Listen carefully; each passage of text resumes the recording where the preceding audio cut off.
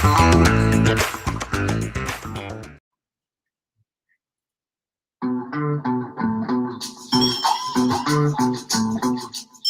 Tyra and I know we don't have to worry about pop quiz questions.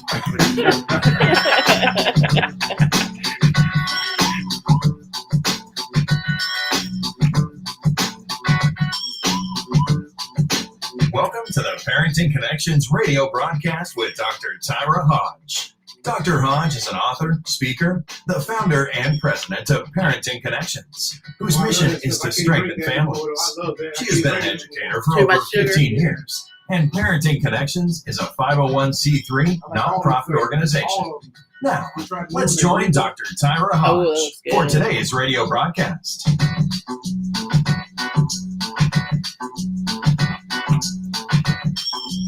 That's her music. That's what she wanted. Hey. Welcome to Monday, my favorite day of the week. This is Dr. Tyra Hodge in the house with Rhema Gospel Radio. I have a very special friend sitting next to me, Mr. Curtis Brown. He's my brother from another mother. Amen. Hey, it's good to be beside you. It's been a while. I haven't seen you since a while. I haven't seen you since the last time I seen you. I haven't seen you since I was on your show. Isn't that amazing? So Curtis used to host a radio show in Houston on 100.7, which is one of my favorite radio stations next to Rhema Gospel Radio. And so I've been on his show a couple of times, and we tried to get him on our show, but we kept having technical difficulties. And I was like, Curtis, you got to come into the station. You got to come into the station and check it out. And let's do it right this time. And then we thought the Lord was going to take me home last year. Yes, we did. So you had a rough year. I had a rough year. And, surgeries, COVID, all at the same time. Brainstem damage. And I had to learn to walk, talk, eat, drink, everything again. Wow. And before the story of even last year, Curtis wrote a book, God is Greater. God is bigger. God is big. But he is greater. He is greater. And so it's a great book I have read, and it's been a few years, right? That one, because I know actually, that book is on hold of being sold right now because we're switching over. We have now Frontline Forces Foundation. Mm-hmm. Now I work with active duty. I was called to go out and speak with 82nd Airborne back in November, right after the Afghanistan debacle. Okay. And so the Lord just put on my heart when I was up there and said, now it's time to work with active duty. We have a lot of great veterans organizations, but why aren't we dealing with it when the injury occurs? Right. And so instead of years and years later, after families are destroyed, homes are destroyed, people are destroyed, and people not understanding what was going on. But before I get to your story, I had a challenge, one by my brother, but then this weekend by my son, my youngest son. He had a challenge to me. He's like, Mom, you should be a troll. I was like, baby, after, working with teenagers all day, see right now, when I rush to the radio station, I've worked with kids. And so right now I'm looking kind of like a troll. This is real life stuff. Exactly. And he's like, I was like, a troll? So you want me to get on there and just be mean to people and mess up their shows? And so it's like, no, not like that, but talk about stuff that people care about. So apparently the stuff that I've been talking about before, in my son's opinion, nobody cares. Interesting. But the good thing is our kids will be transparent. They're going to tell you, what you don't want to hear no matter what, and sometimes if you're lucky, you get to hear a few things that you need to hear. And, God does that with us a lot too. We don't want to hear it, but we need to hear it. Right. And so the challenge to me was that, son, he's just like, I don't want you to be a real troll, the mean people that are just out there. You're not hiding under the bridge. No more bridges, no more bridge. God delivered me from having to live under bridges. Amen. Not that I actually lived under the bridge, but I, had my share of homelessness. But I started thinking about the show, and I started thinking about the direction I went. And I don't want to be a troll because I do want to give people hope. And that's, your story often brings hope. But I wanted to bring it back a little bit and do take the opportunity, if God has given you that platform, you need to use it correctly, because, he can easily find somebody else to do what he's called you to do if you don't Amen. do what you're called to do. And so before we got started with your story, I kind of I subscribed to Education Week just to see just mainly just to see if there's any new trends or any recent studies on education that could help with education. I've laid out and poured out my life to education, and trying to invest in students and seeing the greatness where in them where they don't see it. And I know that you've spent time working in education. Correct. And that's where Curtis and I actually have some things in common. And so, but I was looking at this one article, and when I say Education Week, I do not always agree with what they have in here. Like I said, I'm really looking for some real science, not made up science. Right. But real science. People try to throw made up science. But this article kind of struck my curiosity today. And it talked about schools may be back, but many parents are educating at home. And so I decided just to to take a look. And so, Curtis, you've actually worked in private school education. Yes. The students are the same. Amen.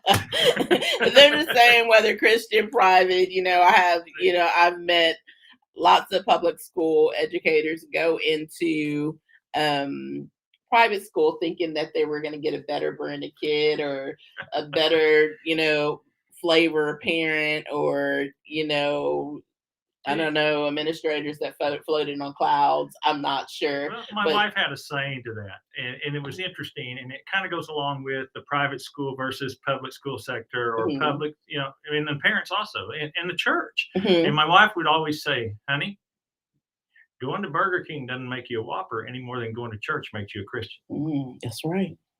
So that ties into a lot of facets of life, whether it be education, public or private. Right.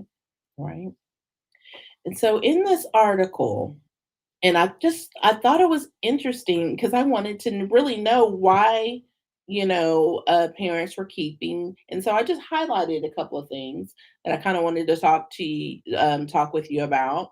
And it says in 18 states that shared data through a current school year, the number of homeschooling students increased by 63% in 2020 and 2021. But we also know that everybody had to homeschool at that time. And I actually did a parenting connection show on look for COVID schooling, homeschooling versus COVID schooling, something like that is on there. It was a really good show. But that number makes sense because that's, that's what happened. But it says, what it talks about when kids started going back to school, that it only fell about 17% for kids that, went back to school. And so public education, they get in a frenzy about this if they feel like, private schools or chartered schools are stealing their money, or taking their money away from the schools. And so it talks about that, and this was the interesting thing. This was the interesting thing. Black families made up many of the homeschool converts. The proportion of Black family homes homeschooling their children increased from 3.3% to 16.1%. And so the study does not know whether it was just a fear of COVID, or they've actually picked up on what some of the schools are teaching and they weren't having it. And so I find it very curious and very suspect that they won't give us a definite on why they kept their kids home. Well, Tyra, you and I both know there's a huge difference between indoctrination and education, and it needs to be called out. Yes, we have our opinions, We have our opinions from life's experiences, and that's not going to change. We know that. Even as teachers, we're going to have our opinion from life experiences and do our best to apply analogies to what the books are teaching to make it easier for the kids to understand. So when we look at these statistics here, I want to know your perspective. Do you feel like they're blown up, or do you feel like that's an accurate statement? Okay, so what I have noticed when I just do an unofficial, just a um, random pieces of research on myself, when I talk to people that have taken the time and really um, dig into what's going on, you do have some people that were, kind of shocked by everything that's gone on. They're kind of shocked about how some school systems, not mine, some school systems will try to sneak in stuff.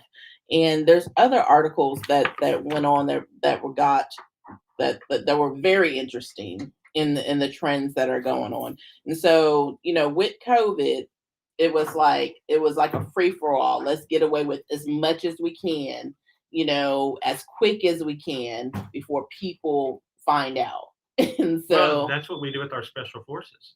oh wow, really? We sneak in as quickly and stealthily as we can, do as much damage as we can before the enemy realizes we're there. Wow. Now taken from a military person, that's what the enemy does. Yes, And or so, he'll also, and they say we have an enemy. Let's look at it from a, let's call it a terroristic view. A mhm, terrorist, he won't come in there telling you I'm a terrorist. He'll come in there and assimilate to look just like those around him, act mhm. just like those around him, until he can create the most damage possible when that time comes. Okay. And that makes sense. We remember that with 9/11. Correct? You had people that knew how to fly planes, And they've been here for a while, hanging out, chilling, hating us, and we didn't even know it. taking all the benefits that our country has to offer and hate us. And so anyway, but that's Another story in yeah, itself. that's So another. when we get to education and we look at that, my personal opinion, I feel like eyes are opening. I feel like eyes are opening and they're seeing what their kids are being taught. Mhm. And they had an opportunity to see that directly during COVID Mhm. because remember, we were doing online teaching. Mhm. So when parents paid attention, real parenting, you pay attention. Yes. And when they paid attention, they started seeing the educational systems teaching methods as well as the things they were teaching them. So they got to start seeing the real truth. Mm. Was it opinionated? Was it indoctrination? Or was it fact? And then some parents started realizing, hey, there's a combination of all of this. There's a Mm. lot of opinion. There's a lot of which creates indoctrination, Mhm. and then the facts. I think of Thomas Jefferson. He said years ago, one of his statements was, "When the newspaper gets the news, the facts are lost forever." Right. And that was Thomas Jefferson. And so we saw this big trend and it's a broken record um tactic that we teach young girls. Like if they get caught into a situation and they want to get out of it, you just keep repeating, I want to go home, I want to go home, I want to go home, I want to go home. And so we learned, like with a lot of media, is that if they kept repeating bad information, bad scare tactics, bad whatever, it's people started repeating it themselves. You want to know an It's, amazing thing? It's just what you just said reminded me, just even the Gulf War. We had Baghdad Betty. All we could get was one radio station over there. And if we picked it up, all we heard all the time was her repeating negative stuff about how we're going to be destroyed, the American soldier is going to be killed. Her whole goal was to throw us off, take us off mission, mm, confuse us, and create fear, mhm, which that alone takes us off mission. mhm. So what's the media doing? Well, the more fear that they strike, and this comes from their mouth, the more fear that they could produce, the longer we can keep you watching. And Exactly. so, um, like a There's that. like a scary movie. Yes. They But look, prolong that. Caleb, but look. Exactly. And the music, everything plays to the mindset. And so when you want to look, but you don't want to look. You want to know what's happening, but you don't want to know what's happening. Oh, because if I know what's happening, that means I'm going to have to respond. And that's the same thing when we're reading the Word of God. When we know the Word of God, that means we are accountable to respond. That's right. That's true. That's true. And the Bible says that my people die for a lack of knowledge. And so we have to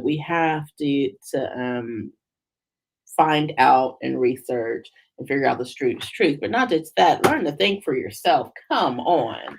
Well, that's another thing when you fall into the indoctrination. Our children are unable to do critical thinking. Just learning to take a test. My kids used to get so upset at me in the classroom because I'd have them preparing for the test. Then I'd give them, it had all the information that the test had on it, but I'd throw it to them in a whole different order. That means they had to critically think. They were prepared the whole time, but they were so used to going and memorizing the order. But life doesn't always go in order. That's right. There's always disarray in life, and sometimes you have to critically think, I know the answer to that. And then you have to process and find it. Life's not just about taking a test that you prepared, that same exact test you prepared to take over all year. That's right. Hey, some good news. Michelle Gamboa. Yeah! my girl. This shot goes out to you. We are so proud of you here in Richmond, Texas, Houston, Texas, Conroe, Texas. Conroe. We are Longview. Representing. She is out there representing Longview, Texas. As a city council member. And I think she, like what you just said, she got engaged at her birthday and one in city council. That's the hand of God right there. That is. And this is another thing I wanted to stress, and I'm sure I'll have her on in the future if she'll bless me with some time now. And so, but when you see these things going on, and we're not going to be shocked because Jesus already told us that these things are going to be happening. Yes. And that people are going to catch the case of the stupids, and we're going to be, the deception's going to grow stronger. Yes, and it's there, and we're already there. And so when you see these things, and if you go to work, come home, and you're stuck in this routine of this, go to work, go to home, maybe go to church on Sunday, or maybe you're not even doing that, then you probably need to look at what you can be doing, because we all have a part to play. Yes, we do. And so Michelle is a prime example to where she didn't like the way things were going. Possibly, I have to let her tell her story. And she decided to run. She ran and she won. And so when we talk about school boards, when we talk about city councils, when we talk about college boards, it is your right, and it's our charge to run and take up some of these seats. Yes, ma'am. Because if not, because the enemy's doing it, and they are sparing no expense in getting these seats and trying to sneak in crazy into our schools, into our colleges, into our cities, and with all that, take away our rights. And so you have to see it for what it is. And if you are not, if you're not invested into something that does good, you need to consider possibly running for one of these spots and removing some of these people that don't need to be there, that does not have the best interests of our nation or our people or your city. And they're trying to deliberately win over the generations coming up, and our responsibility is the generation coming up behind us. That's right. And King David made that clear even in his last days. He said, I've lived a life being an influence to the next generation. We're not always that positive influence because we're all failures. That's why we needed Jesus. We'd be jacking it up sometimes. Yeah, and man, I did a good job. I was a professional at it for a long time. Now I'm just, I'm in the minor leagues. I'm working to get down into the farm team. And so, okay, so this is a good time. So for the rest of the time, I'm going to introduce you to Curtis Brown again. And he is going to talk. I want him to share some of his story. It's an amazing story. This portion I'm hoping to put on TV. We're going to do about a good 28 minutes. And I want him to tell I want him to tell his story, the portion that he wants to tell. And I also want you to talk about the PTSD. And this is something that I know a little bit about, but it came from working in the classroom that I did not know that I had some years ago, because I worked with students only with behavioral issues. And so, there was years that, the one particular year I had a student that took a swing at me every single day. But, as a special ed teacher, you had to go back and be with that child. There is no relief, right? When you sign up to do that. And so I'm going to let you start where you want to start. Curtis Brown, y'all. It's good to be here, Tyra. And I think about what you just said was a clear example of a lot of what our soldiers are walking through right now. I mean, it's been a consistent and a constant stressful environment. Their rotation, when I went in the military, I went to I went to Fort Dix, New Jersey. Then I went to Fort Knox, Kentucky. Then I went to Fort Carson, Colorado, Fort Jackson, South Carolina. Then I went to Europe for 2.5 years. I was there, and it was amazing. When God really started opening my eyes was when I was in Europe. And I can remember standing on one side of the fence in West Germany, looking at the other side of the fence, which was East Germany, and there was this Russian soldier, and he looked just like a robot. I would wave at him, no response. Other guys would give other hand signals, and we won't go into that, but no response. And I thought, wow, we're free. They're not. Even as a soldier, they're not free. I was there, and I have a sock in my bedstand beside my bed, and I did wash it, by the way. I was wearing it at the time, and it's full of pieces of the Berlin Wall. Oh, wow. So I was there when Reagan said, "Gorbachev, tear down this wall." Oh, so there was where you got to actually stand by the wall. And watch the wall be torn down. I got to watch them drive real Mini Coopers that had 12 horsepower motors into West Germany. Curtis, you don't look like you're old enough to be have been. I would have been 20. I was 22 then. Okay, so you're young, and so is it true that we're still having babies go into war? I mean, as I get older, people seem to get younger, and so it's amazing how that works, isn't it? Yes. And so I have a son that's in the Navy, and he went in, I think, probably about 19 years old, and so to me, that's young. You haven't even learned 17. a whole lot. You 17. When I went into the military, I was 17, and the reason I went in was I wanted my father's approval. Now we're getting to the hard part. Oh, there we go. Here's the story, y'all. Here's the story. My father was a Navy veteran, and then he got injured in the Navy, and then had a trucking company when he started, and had 2 service stations in the San Francisco Bay Area when he got out, and then got in a truck wreck and broke his back real bad, and got highly addicted to medications, alcohol, numerous other things. And we were his outlet. But even going through all of that, knowing that, my dad, we were walking on eggshells all the time, me and my 3 siblings, and even my mother, I still desired my dad's approval. So was it like, when you say walking on eggshells, was it because he had explosives? We never knew what he was going to do. I can remember times when he would whip me, and he had JLB on the back of his belt. Remember when they used to have their initials on the back? Well, one time I had JB on the back of my leg. Oh, wow. And I said, "Dad, my goodness, you left JB." And he said, he hit me one more time and goes, "There's the L."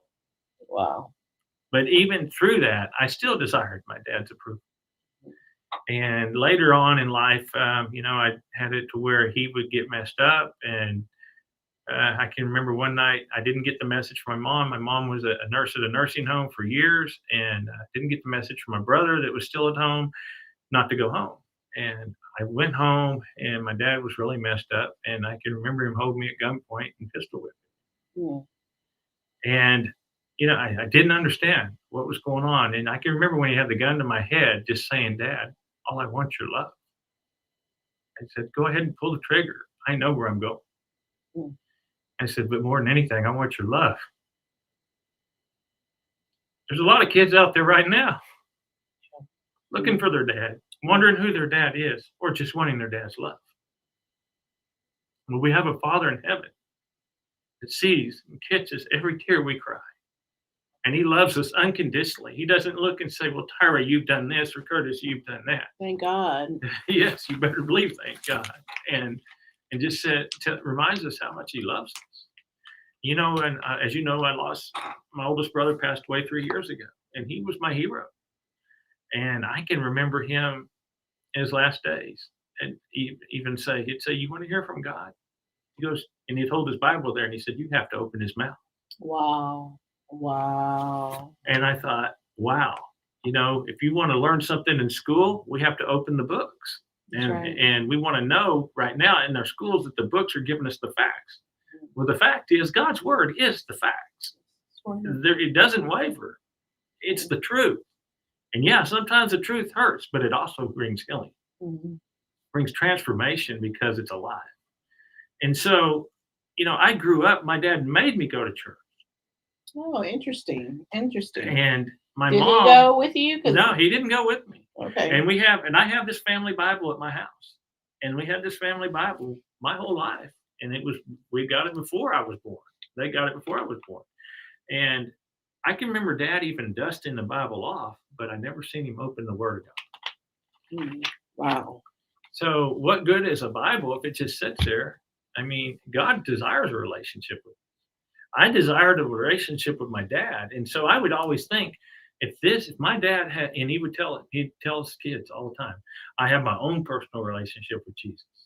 And what did that make us think? The way he treated us. If you have that, if this is who Jesus or God really is, I don't want anything to do with it. Oh, yeah. But he'd make us go to church. I said, that's when I first became a drug addict, because I was drugged to church every Sunday. I got it. Anyway, but the whole thing was I always wanted my dad's approval. It didn't matter what he did to me. And then when I was 17, I said, "I need you guys to sign me into the reserves." And my mom goes, I was a big athlete in school, and I loved school. Was my safe haven back then. My teachers were, and they still are. All of my teachers, even my kindergarten teacher, is one of my biggest cheerleaders today, Miss Rogers, and we still stay in close touch. We talk at least every couple of weeks. Awesome. That's awesome. the impact you have on your kids as a teacher. Okay, so Curtis, you talked about how you went into the military to try to gain some approval. Tell us, what happened while you were in the military. Okay. So I went in the military. I got to be over there when the wall was torn down, and President Ronald Reagan said, "Gorbachev, tear down this wall." I still have the sock full of this wall beside my bed because it represents freedom. Wow. And it represented my change of that was my first time I ever voted too. Okay. And so it just, freedom comes at a cost. And then I PCS'd, which means I was transferred after that back to the States, to Fort Sill, Oklahoma, which happened to be an hour drive from my parents' house. And these were the last 2 years of my mom's life. And my buddy, Tommy Butler, he was my best buddy, probably one of my best friends I ever had in the military. He loved to aggravate me. He would go home with me. He called my mom and dad, mom and dad. That was mom and dad to him. He would call my nephews they called him, and that was uncle, and nephews and nieces called him Uncle Tom. One of the most talented men I ever seen. And he could sit and draw something with a pencil. And what's amazing, my son can do the same thing and just draw it, what he's looking at, and draw it. It can be this big, and he can put it on a big old portrait and look exactly like it. And that's a gift. Yes, absolutely. And so, Absolutely. I can remember being over on the Kuwaiti border, and one day he came over to me and he goes, brother, he goes, I know mom and dad send me these care packages all the time, but there's this lady, Dixie Snow, that sends me these care packages in these little tracts, and tracts are little biblical stories. Mhm. And for all of y'all that don't know, and that terminology is not used I much remember anymore. tracks. Yeah. So anyway, and I said, hold on a second. And I went back over to my maintenance position, and I came back and I brought a Bible. I said, open up the front of that Bible. It was dated 1973, and this is 1990. All right, and he goes, that same Dixie Snow gave you that Bible. I said, yeah, it's been around the world with me. Now it's going to war with me. Wow. And I said, she loves Jesus so much. She loves you. And I can remember being during the ground war. Tommy was killed in an Iraqi position. Mm. We'd taken over, and he'd asked me, he goes, come check out the bunkers with me. He was asked to go check out, make sure there was nobody hunkered down. And it was an hour after ceasefire, and I was working on his tank. And he goes, come check out these bunkers with me while I was waiting on the parts. Well, as I was fixing to go, the helicopter landed, had the parts for his tank. And my chief goes, you need to get this tank going, because I was a tank mechanic. He goes, get the tank going. We don't know if the ceasefire is going to raise. And Tommy goes, I got this, brother. Don't worry. 30 seconds later, Tommy was gone. Mm. He's blown up by a landmine. Wow. And he didn't know what hit him. And I can remember, it's just like yesterday. I still see that scene in my mind. That place in Iraq. As we drove off, I left a piece of me, and we came back, and I was one of the lead mechanics. I was asked to stay. Our unit went home. I had to help get all the equipment back from Kuwait back down to the port of Jabal in Saudi Arabia. Like I said, it was just me and our battalion XO and a few other people from the brigade. My unit was already home. That was a way of learning to cope. I didn't want to go home because I felt like that had become my home. I'd become institutionalized on the battlefield. Yeah. And I didn't have any temptations there.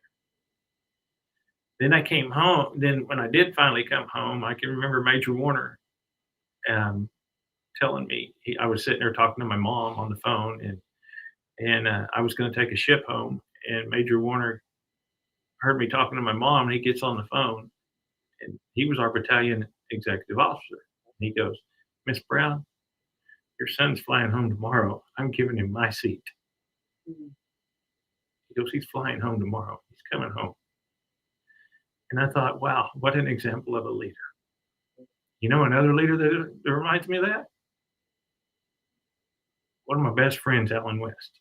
Oh, love Alan. Love Alan. Alan just reminds me so much of Major Warner, who became a lieutenant colonel right after we returned. And him and Colonel Starr gave me 2 Service Bronze Stars and a Coin of Excellence. And, to me, it was, I give all of my medals back to have my best friend back. And when we came back, we went to 3 months later, decided we needed more desert training after being in the Middle East for a year. Mm-hmm. So we went to the National Training Center, and I was being a mechanic. I was driving. It was literally a tank, but set up like a tow truck, pulling a tank.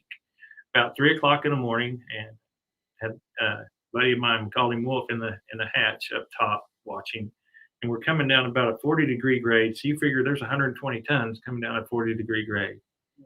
And by the grace of God, I know it was God. I seen the moon came above this side of the mountain, and I could see a silhouette of a Humvee. And they were sound asleep in the middle of a tank trail, and I had to wipe that out. Wow. That's when I broke my neck and my back. Wow. And nobody knew I broke my neck and my back. I was in really good shape. I was very athletic until years later when I started going paralyzed. I'm talking 16 years later. I'm talking numerous medications. We didn't know. The system tried to cover it up. And they finally admitted the year before last, when my brainstem was injured again from the hardware. For y'all wouldn't even realize, my neck is 98% titanium. It had to be completely rebuilt, and so did my lumbar spine. Matter of fact, you just got out of surgery like a year ago. Yeah, they thought they were going to lose me because the blood flow was being cut off to my brainstem because of the more collapsing above that level, the top level, which is right above the brainstem, and it was cutting the blood flow off. I lost the use of my left arm.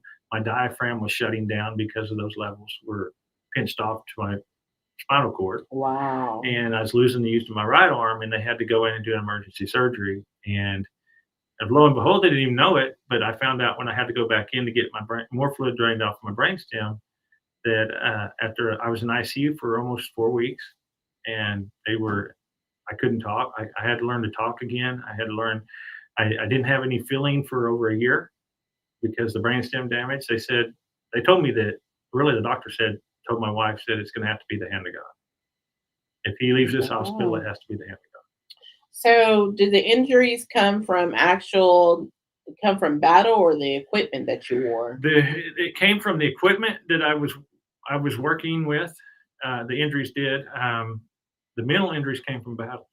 Right. You can't unsee what you've seen. Yeah, you can't undo what you've had to do. You see your best friend blown up in front of that you. would be horrible. And it's kind of like, I use this analogy. When Tommy went out there, they had called ceasefire. And I truly believe, had he been on high alert like we'd been when we took over that position, that this wouldn't have happened.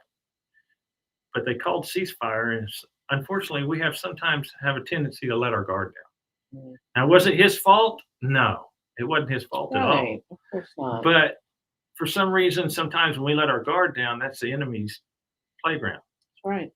And so, but I became highly addicted to medications that the VA put me on. I became very suicidal. I'm not a stranger to being locked down in a psych ward and drugged up to keep me from killing myself. And dealing with the physical, mental, and emotional pain. And then, it's just like last year and having to go through it again. My wife, I would not get out of a chair when my brain was healing, and it's still healing. I wouldn't get out of the chair at all. My wife had to hand feed me. And she kept on saying, you got to get your nourishment. You got to get your nourishment. And when I was learning to eat, a speech therapist was coming over, teaching me how to swallow again, teaching me how to talk again. And Tricia was amazing. And while we're on there talking about that, her daughter, Brielle, is an amazing young lady that's going through leukemia right now. And she's a teenager and just a sweet girl. But Tricia was an amazing lady, and encouraged me all the time. And I learned what a speech therapist really does that I never knew. But when I was learning to do everything again, my mind would not stop racing. It's like I went back to the battlefield again. And it wouldn't stop racing. It was the severe pain, like electrical shock going through my body constantly. I couldn't sleep. I was learning how to eat. They were taking blood tests, like panels to see, and I was, deficient in everything, the vitamins, amino acids, and everything. But I kept telling my wife, why didn't God just take me home? It was the PTSD roaring again. My neurosurgeon said the PTSDs came back to the surface. Okay, so for people that don't know, explain some of the signs and symptoms of PTSD. Some of the signs and symptoms would be this. Number one, your mind won't quit racing. You will try to lay down or relax, and your mind just keeps running and running and running. It's almost like a record player replaying and replaying. It's also, there can be two extremes. One, that you don't want to be around people, or the other one, you can't be left alone. It could be one extreme or the other. To me, I didn't want my wife to leave my side because I was afraid I'd take my own life. That's how miserable it was. And I couldn't think straight. My brain is like, there was times I would pull hunks of hair out of my head. And just because I was trying to distract my mind Mhm. and it wouldn't distract. But here I was going through a brainstem injury too and having to be rebuilt again. And I had no sense of touch, no sense of taste, and of all things, we found out I had COVID while I was in ICU, and they never knew Wow. it. Wow.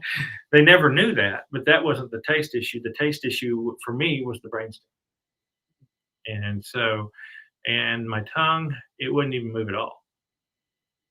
I couldn't get my tongue to move at all. So everything had to learn to read it. They said they had already planned on putting a permanent feeding tube in me because they didn't think anything would ever start working. Wow. And So so, all that stemmed from injuries long ago that you didn't know you which took had. me back, my subconscious Okay. mind, back to Mhm. the battlefield. Okay. Mhm. And I tell my wife, why, as much as I could talk, is why didn't God just take me home?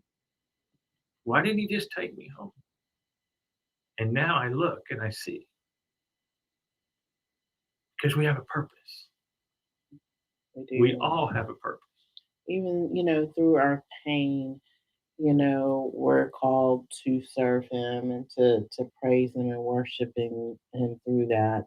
And that brings him honor and That's so right. and glory. And Yeah, so, and we all, not everybody's been on the battlefield, but, sometimes their homes are like being on a you battlefield. better believe it. They can be a war And zone, so, and my wife and I, we experienced that, and we were separated for over a year and a half at one time because of the war zone and me taking the medications the VA was giving me, and they weren't helping me. They were actually hampering my healing process. mm, Yeah, did they help the physical pain? Yeah, some, but they were really dulling my emotions. mhm. And we are emotional beings. We were designed to be You emotional are, beings. but you better keep those emotions In in check. check. and so, but you're absolutely right. We are an emotional being. We have an emotional God, and so, or He can be. He can't be. Well, you look at Jesus with Lazarus. He wept, Mhm. He did. and at the whole time he wept, he knew he was going to raise him from the dead. Mm. Yeah. And so now I'm learning more and more. My mission is to work with active duty soldiers. And so you've done a lot of work in the past. And Yes, so when I met you, you were doing stuff for veterans. veterans, and I still do things for veterans. I would never turn my fellow brothers and sisters in Mm, arms away. I absolutely. get them connected to who they need to be connected to, or there's some that need counseling. I get them connected to counselors. There's Mhm. some that need inpatient. I get them connected to that place to where inpatient will benefit them most. Uh, I get things donated to me. Like right now, I got a scooter that I'm giving away that was donated to me. I've got a swimming pool lift. It's a seat that goes up. You mount it beside your swimming pool. So if you know of Oh, anybody that okay. needs a swimming pool lift, I don't care if they're emergency responder, police officer, firefighter, or prior military. If they need that lift, it's theirs. Right. Amen. And it helps That's them get awesome. the water That's therapy, awesome. which water therapy taught me to walk again. Water therapy Mm. taught me to use my arms again because the weightlessness, but built up my confidence to learn to do that because I had to learn to walk, talk, eat, drink, all that stuff. So Curtis, after everything that you've just recently been through, because I knew that you had body issues before, like before you had to go back into surgery a Yes, couple of years ago. yes. And so, where are you now? Like, where is your body at? Because I know that these things take time and there's They a take time process to heal in the sometimes. process. My brain is still healing, but as we can see, God has brought me a long way. Yes, Um, yes. my neck is still healing. My lumbar spine is still healing. But that'll be a lifetime process. But I do things that help the healing process as well as to the diversion. Sometimes we have to divert our mind to focus on something else. Mm, What helps bring more healing to me than anything is my desire to help active duty soldiers or veterans. mhm. because it takes my mind off myself. Right. And I think that's one reason why I like to do community work Right. is because I'm focusing on, other people, getting to see, what other people are going through, and I always hope that I can be, of help to somebody, Right. or something, or be a resource to somebody. Hey, thank you for everybody that joined the show today. Hi, Lady Hell. Hi, Jeremy, and hello, Anthony. Thank you all. Please share this out. Share it out. Sharing is caring. And thank you for everybody that is on the show right now. And if you see it later, go ahead and share it out. Today I have Curtis Brown, and he is talking about PTSD. His story, part of his story, he is an author, and he's kind of sharing the process that he went through. But before, just even a couple of years ago, Curtis had come through a lot. 19 surgeries before these, Mm. and just had to rebuild my neck, rebuild my lumbar spine, my left knee, both shoulders. It was fun. It And, doesn't sound you did fun. sense the sarcasm. Yes, behind it does sound fun. And so I know as we get older, we don't bounce as well as we used to. That's But right. if you have any, we have about 4 minutes left. If you have any questions for Curtis, go ahead and drop them in the chat, and he'll answer your question. Serious questions, that is. Curtis, so where are we going forward? What are your hopes and what are your plans? Well, now I have what's called Frontline Forces Foundation. I'm about to write another book. It's going to be titled A Door of Hope, out of Okay. Hosea 2:8, where God literally says, "In the valley of Achor, I God have placed a door of hope." And then the valley of Achor, literally meaning in the valley of troubles, God has placed a door of hope. Yes. So that new book is in the process of being written, and along with a 30-day journal. Okay, I love journals. So people that are experiencing PTSD now, what are some guidelines, or give them some steps to The possibly steps, get help? the main step is I would tell you is to get active. Your diet and activity. Things I learned that were crucial. One thing is your diet. There's an old saying, you are what you eat. Well, it doesn't really mean your physical appearance. It means your serotonin, which is your feel good hormone. 95% of your serotonin is produced in your gut. And then when you sleep, it goes through to your brain, into your cerebellum, it fed through your brainstem to your cerebellum, and then it is absorbed. And so that's your feel good. And then when you feel good, you feel like doing more. So when you do more, then you start producing more dopamine. Your dopamine is that confidence level. It's kind of like giving you that motivation and that confidence. Feeling that makes you feel in love. Exactly. Yes. And so in your endorphins, it also helps. It encourages your endorphins throughout your body to produce, which helps. If you're hurting, it helps. It's a natural painkiller. It helps with natural anti-inflammatory. So you're suggesting that through diet and exercise, okay. Crucial. And they tear it down and they lower your anxiety, which PTSD is a lot of overwhelming anxiety. It helps lower your anxiety. Another thing I would suggest is I go to a lady, I call her Miss Betsy. She's with Yin Yang Acupuncture off of Richmond Avenue, 12,000 Richmond Avenue. She's treated me for 5 years with acupuncture and muscle massage therapy. She's from the Far East. They've been doing it for 3,000 years. There's got to be something effective about it. Guess what? That helped me get off all the meds. Really? That helped me start dealing with it and giving me more energy to work out more, make me more active. The more active, the more you take your mind off of what you're dealing with. So in the acupuncture, there's no hoodoo. No, none of that. None of that. It's not not at this place anyway. And Miss Betsy's very transparent. She is. If you go there and say Curtis Brown said, she is. She's amazing, and she knows her stuff. Continually educates herself throughout the world, and she knows herbs and things like that. And so. She has been not smoking on that. No, not that kind of herb. Okay, natural herbs, nothing that will mess with your mind and make you. I already knew the answer to that. Make you a y'all. I little already knew taller that. than what you really are, you know. So anyway, I knew that was coming. We do not endorse. No, that we do here. not endorse that. So, you know, there are a lot of natural ways to deal and help lower the anxiety level.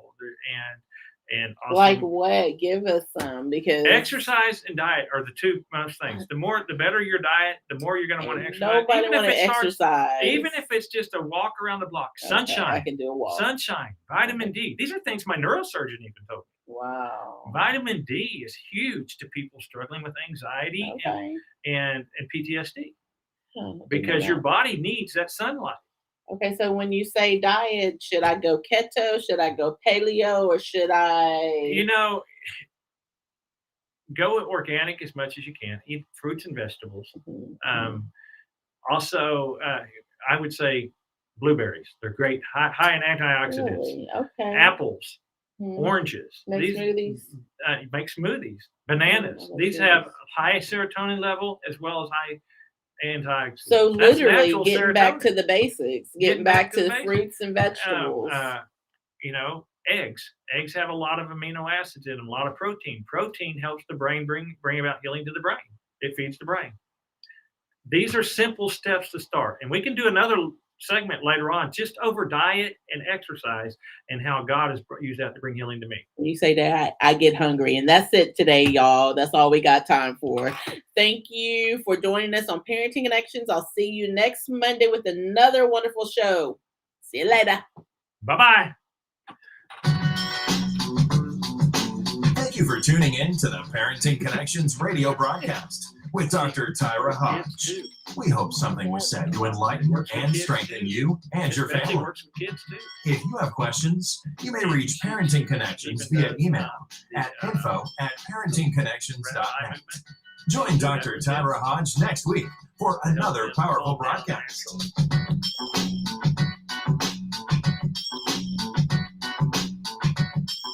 You do the wave? I can do the wave here too.